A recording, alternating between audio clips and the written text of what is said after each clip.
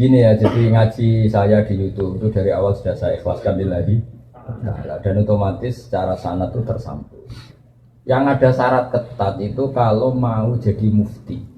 Ya jadi apa? Mufti itu orang yang punya otoritas menghukumi halal haram, syarat tidak sahnya sholat atau syarat sah tidaknya nikah itu nggak boleh hanya sekedar ngaji di YouTube. Tapi kalau syarat ingin tahu kebaikan sudah cukup. Karena kebaikan itu ma'ruf, mudah dikenal oleh Jadi kalau syarat-syarat yang ketat harus ketemu gurunya, ngaji lama, terus akhlaknya harus baik, hafal Quran, hafal hadis, itu syarat untuk mufti, ya Pak? Mufti itu begini loh, fatwa sesuatu yang jelimet itu namanya mufti. Kalau sampean kan nggak perlu seperti itu.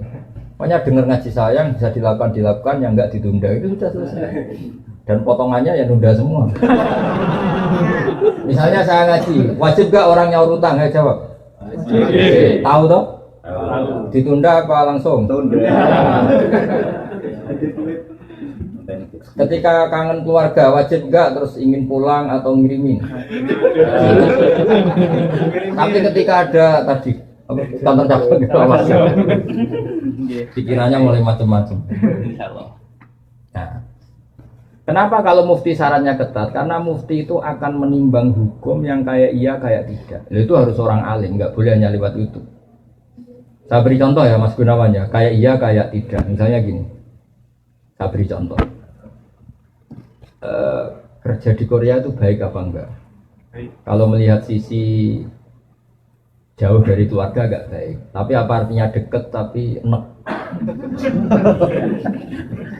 Enak itu raine ketok terus rezeki ora tau ketok. Itu namanya enak. Jauh tapi gak enak karena weselnya kirimannya banyak. Lancar. Nah kalau istri kamu rata-rata nelpon kangen orangnya apa kangen kiriman?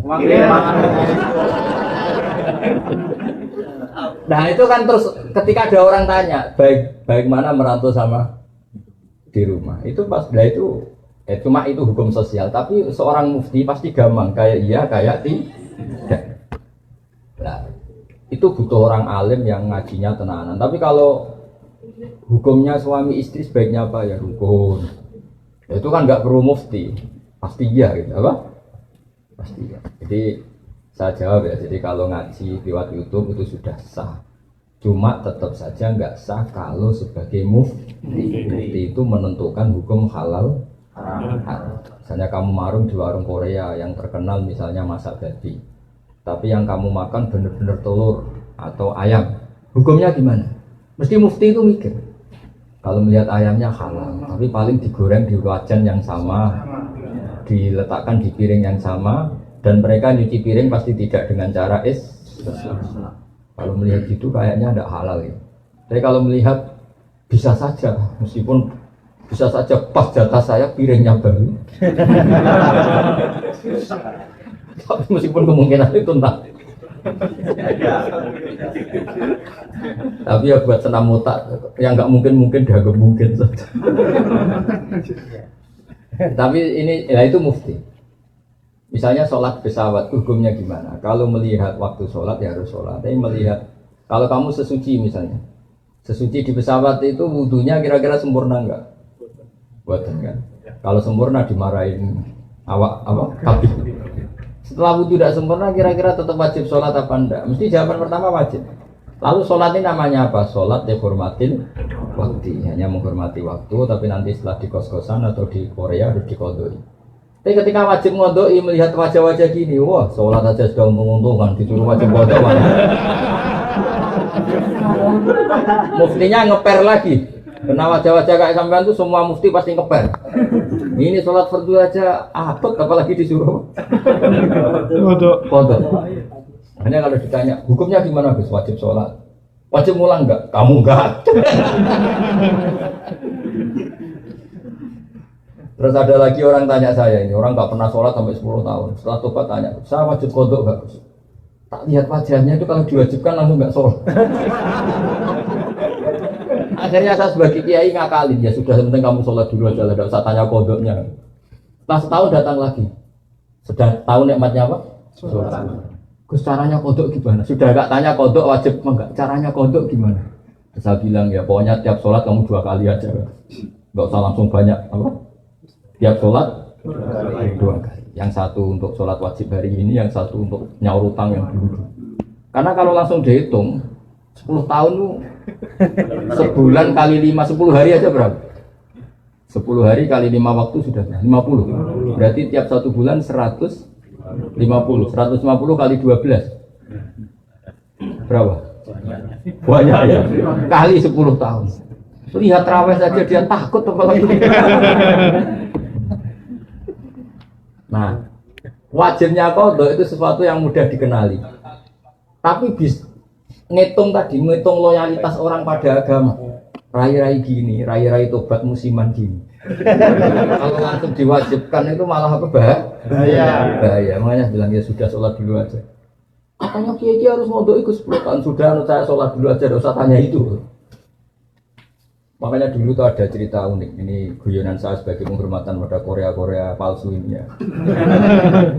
Ada kiai itu kan rata-rata anaknya cantik. Kalau anaknya tidak pati cantik, ya rapati kiai. Kiai betul itu rata-rata anaknya cantik. Karena istrinya rata-rata ya.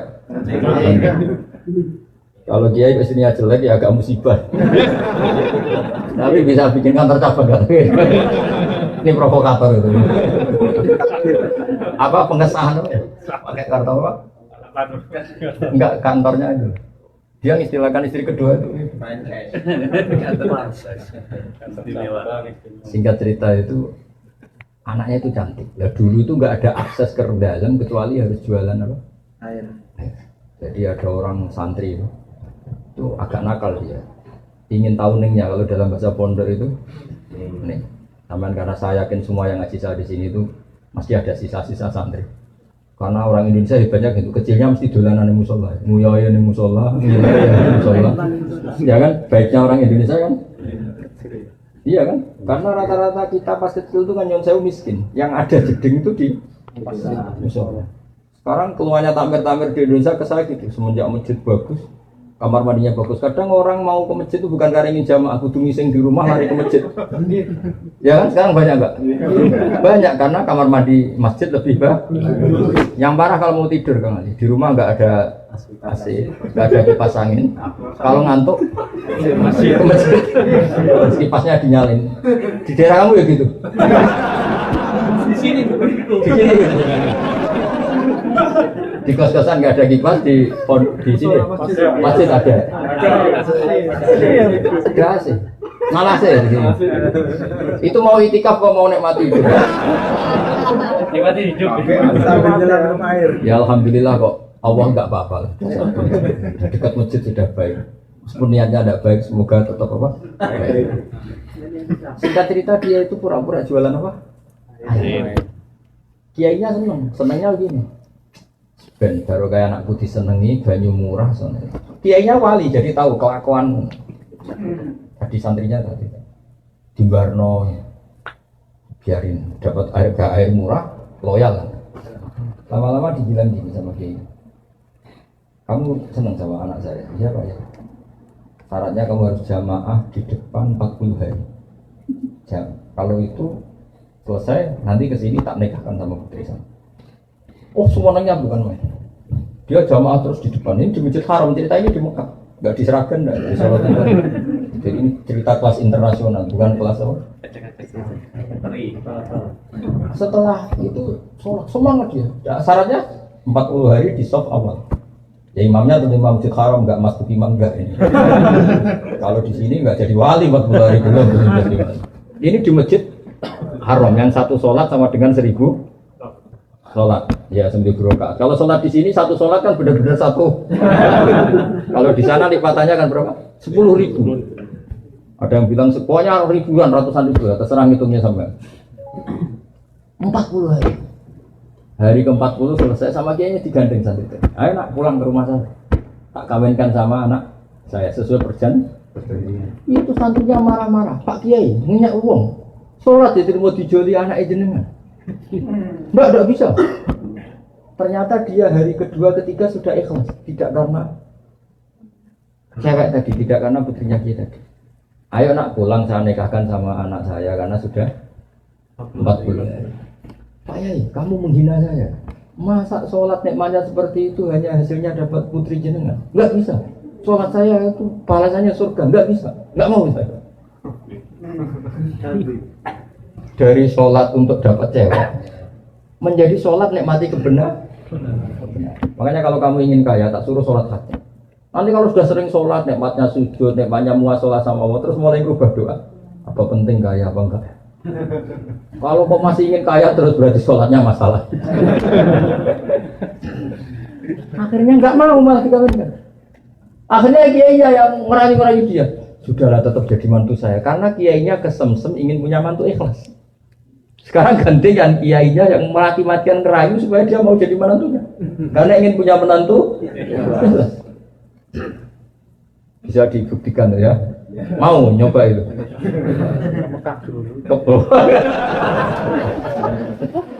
Nah, contohnya ada harus Mekah. Misalnya Anda ingin kaya, dijazahi, disuruh sholat saja. Lama-lama nanti Anda akan muhasabah, mengkoreksi doa Anda. Betul enggak, betul enggak. Nah, Anda suka cewek, mati-matian, cinta mati. Setelah kamu sholat, nanti mesti ada alamat. Ternyata mimpi gambarnya angin topan. Saya pernah punya teman, sholat istikharah. Gambarnya itu angin topan. Ya macam-macam lah. Ya itu jadi itu artinya wasta'inu bisabri apa? Karena kita tidak pernah tahu yang maslahat untuk kita itu ke depan itu apa, kita tidak pernah. Makanya semuanya kita serahkan pada Allah Subhanahu. Ya, mungkin sampean kalau hidup di Jawa karena tetangga roh kiai kadang rapati senang. Karena kadang jadi gawan tonggo. Tapi gara-gara di Korea melihat Islam gak hidup malah sampai jadi kiai. Kalau di rumah jadi kiai RT saja nggak ngangkat ya. Tapi kalau di sini langsung kiai internasional. Iya, kalau kiai di Indonesia namanya kiai lokal. Kalau sudah di sini internasional. Islam. Jadi itulah hikmah yang dikersana Allah Subhanahu. Makanya berharap semoga keberadaan Anda di sini benar-benar ikut menyebarkan sujud, tauhid, tasbih di dunia. Ya sudah ya, cukup ini.